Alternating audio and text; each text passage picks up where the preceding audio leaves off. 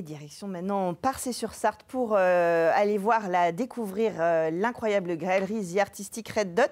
Éric Dos Santos, bonsoir. Bonsoir. Vous êtes donc le galeriste, le créateur de cette galerie et vous êtes venu avec un de vos artistes de cette opus 2, Fabrice Gorget. Bonsoir. Bonsoir Chloé. Vous êtes artiste peintre, vous exposez donc en ce moment.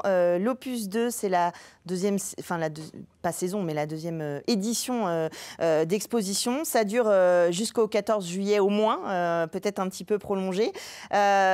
Combien d'artistes cette fois-ci présentés dans la galerie pour cet opus? Donc 15 artistes entre l'intérieur et l'extérieur, et on retrouve toujours peintres, graveurs, sculpteurs. Et au niveau des sculptures, on a des grandes sculptures extérieures aussi dans le parc. Alors pour ceux qui auraient raté tous les épisodes précédents et qui ne regarderaient pas Culturel régulièrement, c'est un lieu magique. On est accueilli par les pans au milieu des sculptures et puis on rentre dans la galerie et comme vous le disiez, il y a plusieurs dimensions pour se confronter aux œuvres d'art. C'est une galerie dans laquelle avec laquelle il faut prendre rendez-vous. On prend rendez-vous avec les œuvres pour découvrir ces 15 artistes.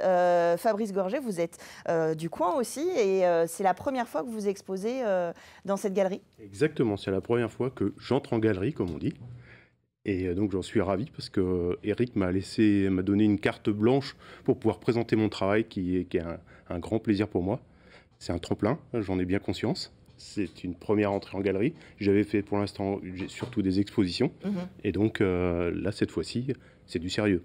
Alors, c'est aussi l'idée de la découverte sur le territoire, c'est-à-dire que d'avoir quelqu'un comme Éric Dos Santos qui nous propose une sélection d'artistes, d'avoir déjà la démarche de découvrir d'autres artistes et la démarche de la galerie, un peu comme on a l'image de la galerie parisienne, là, sauf que là, on vient entre les arbres et les vieilles pierres. Déjà, ça, c'est une source, peut-être pas d'inspiration, mais en tout cas de travail qui, aujourd'hui, aboutit au fait que vous entriez en galerie. Tout à fait. J'avoue que quand j'ai travaillé cet hiver à peindre les tableaux en me disant j'espère qu'Éric les prendra pour les présenter, je pensais à ces murs, je pensais à ces charpentes, je pensais à ce contexte qui est vraiment favorable à des expressions de travail comme le mien, par exemple. Et donc voilà, c'était vraiment une source de direction. Alors justement, qu'est-ce que vous présentez? Qu'est-ce qu'on peut découvrir de votre travail? Vous êtes artiste peintre, donc des tableaux. Qu'est-ce qui vous inspire? Quel est l'univers que vous voulez partager? Alors c'est un univers très coloré et très imaginatif. Abstrait. On a dit de mon travail il n'y a pas longtemps qu'il est inclassable, donc c'est une définition qui me va bien. Oui, c'est ça, qui est plutôt agréable. Ça veut dire qu'on y voit beaucoup d'inspiration. Moi, j'y vois un peu de Miro, je pense que vous prendrez la référence. Ouais. Ça va, il n'y a pas de... c'est ça. Accepté, validé. C'est vraiment du travail d'atelier, de l'abstraction avec des formes. Mais il y a aussi des noms à vos tableaux. Il y a quand même un dialogue qui se fait entre la personne qui regarde le tableau, vous avec votre signature et le titre du tableau. Oui, alors en fait, je fais toujours en sorte que j'aime beaucoup donner des titres à mes tableaux pour plusieurs raisons. C'est que en fait, je les peins toujours dans un contexte. Donc il y a un contexte personnel. Et puis, ce que j'ai envie, c'est que les gens s'approprient, se fassent leur propre idée. Donc le titre est souvent assez énigmatique, mais finalement, je pense que les gens cherchent à savoir le pourquoi.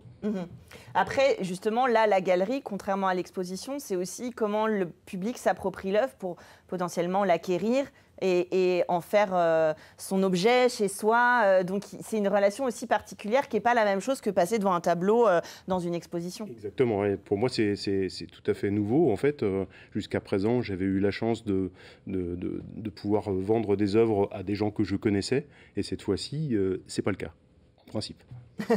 Alors, est-ce qu'il y a déjà des petits ronds rouges sur les œuvres de cette Il me semble.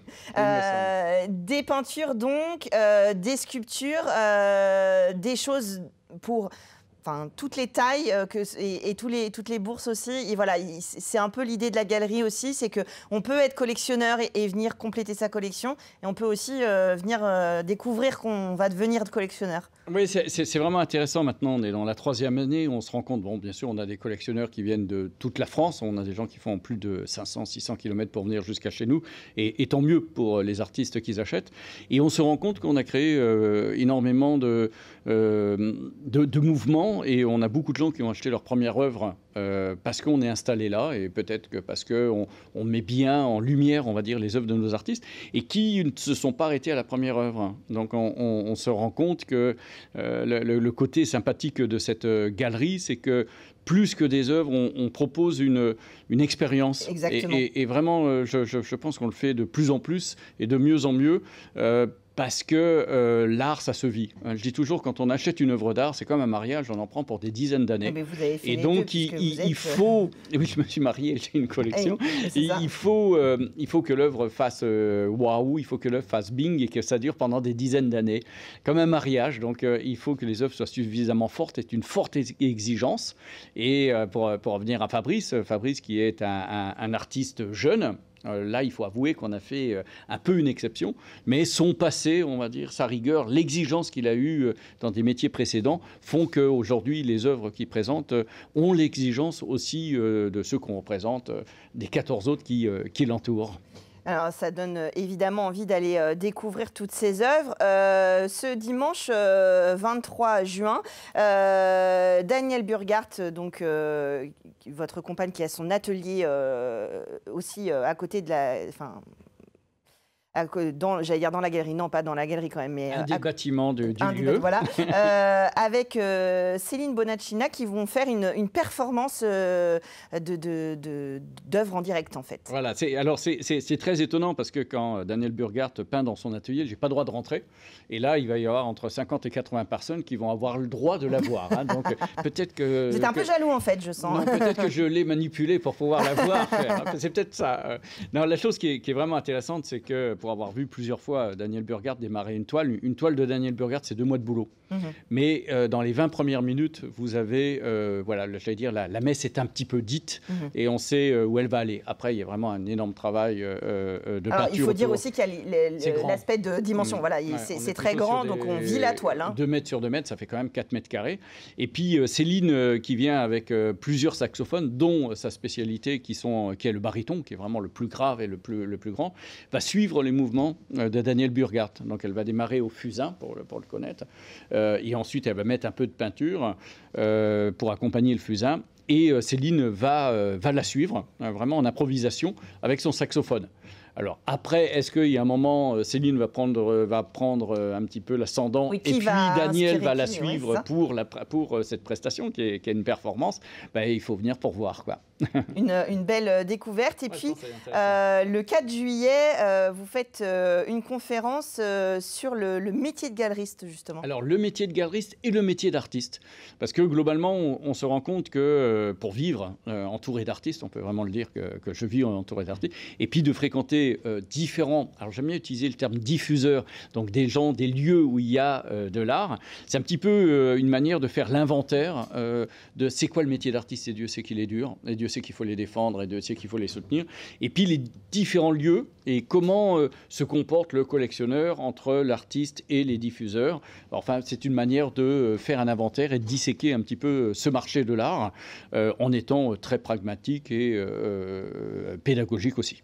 C'est un peu l'idée et la vocation de The Artistic Red Dot. Vous allez sur les réseaux sociaux et sur le site internet pour les découvrir. Vous prenez rendez-vous pour aller voir cette galerie et notamment les œuvres de Fabrice Gorget. J'étais ravie de vous recevoir ce soir. Je n'ai pas encore vu cet opus, mais je vais m'y joindre très rapidement. J'espère que vous aussi. On se retrouve, nous, jeudi prochain, même heure sur LMTV pour Culturel.